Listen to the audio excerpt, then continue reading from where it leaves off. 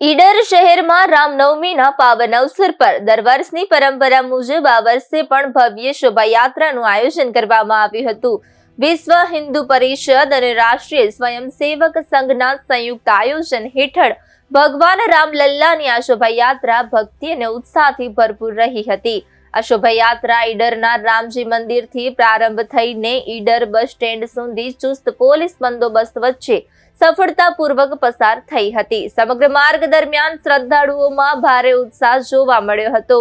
શોભાયાત્રામાં ઈડર નગરસેવકો તેમજ આસપાસના ગામોના મોટી સંખ્યામાં લોકો જોડાયા હતા.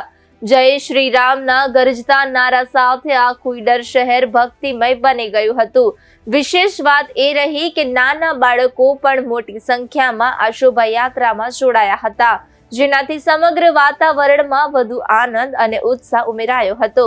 આ રીતે ઈડરમાં રામનવમીનો તહેવાર ભવ્યતા સાથે અને શ્રદ્ધાભાવ સાથે ઉજવાયો હતો.